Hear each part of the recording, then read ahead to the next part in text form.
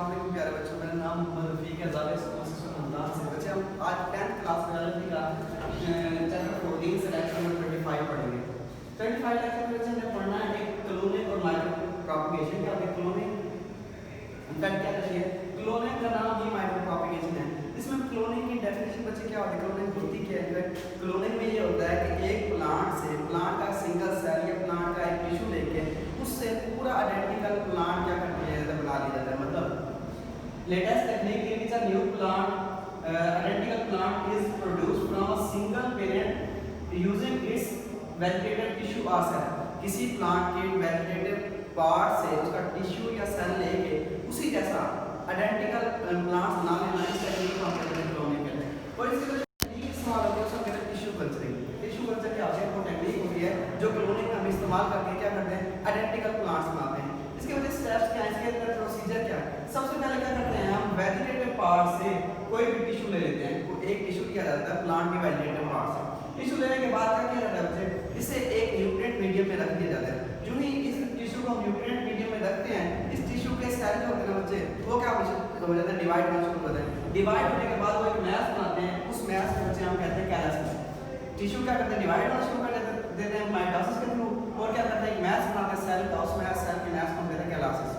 कैलसिस को बच्चे फिर क्या करते हैं हम एक ऐसे मीडियम में रखते हैं जहाँ पे हार्मोन्स मौजूद होते हैं। ऐसे हार्मोन जिन हार्मोन की मौजूदगी में कैलसिस से क्या होता है रूट स्टेम और लीव्स बन रहे होते हैं।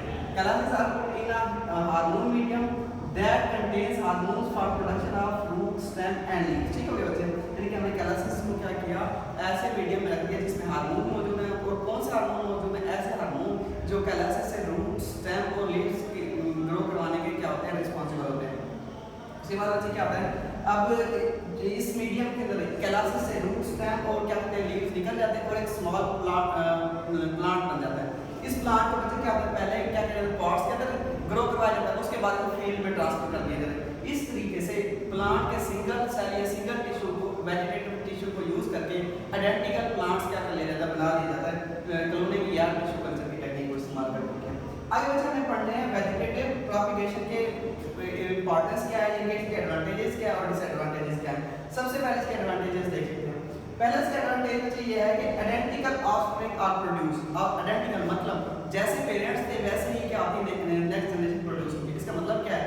इसका मतलब ये है कि पेरेंट्स के अंदर अगर कोई यूजफुल कैरेक्टरिस्टिक्स थे तो वो हमने क्या कर लिया प्रिजर्व कर लिए। इसका हमें ये फायदा ये हो गया identical offspring beneficial characters can be reserved. अच्छा दूसरे इसका जो बच्चे फायदा इसमें क्या होता है किसी किस्म की कोई पॉलिनेशन करवाने की जरूरत नहीं होती। मतलब हमें सेल्फ पॉलिनेशन क्रॉस पॉलिनेशन या विंड या कोई किसी भी मीडियम की जरूरत नहीं पड़ती जो पॉलिनेशन करवाने के लिए जरूरी होता है। दूसरा फायदा इसका बच्चे हमें ये हो गया कि इसमें पॉलिनेशन नहीं करवानी पड़ी और साथ साथ क्या हो गया बेनिफिशियल कैरेक्टरिस्टिक्स में क्या हो गया सेव हो गया।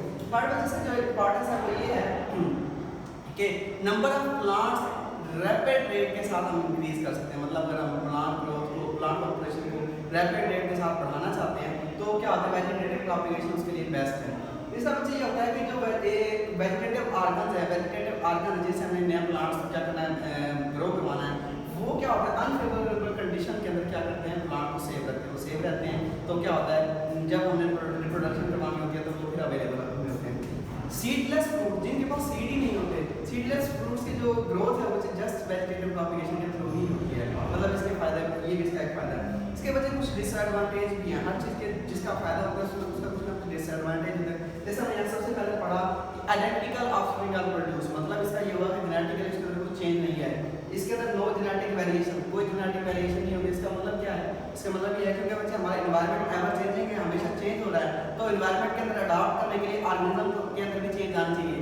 चूंकि इनके अंदर चेंज नहीं आ रही तो लिहाजा उनके लिए अडॉप्ट करना मुश्किल हो जाएगा। पहला इसका जो डिसएडवांटेज है वो क्या होता है जेनेटिक वेरिएशन नहीं होगी। इस मामले में क्या होता है न्यू एनवायरनमेंट में अडॉप्ट करने के लिए थोड़ा सा प्रॉब्लम आती है। दूसरा बच्चे ये होता है कि स्पीशीज स्पेसिफिक डिजीज कोई खास स्पीशी के लिए जो स्पेसिफिक डिजीज है वो अगर वेजिटेटिव प्रोपगेशन वाले ऑर्गेनिज्म के ऊपर अटैक कर दे तो उसे इंटायर खराब क्या हो सकती है डिस्ट्रॉय हो सकती है तबाह हो सकती है। ये वजह इसके दो नुकसान आते हैं। आज के बच्चे लेक्चर यही बैंड हुआ, इसमें कोई क्वेश्चन और कहानी जरूर पूछेगा। अल्लाह हाफ़िज़।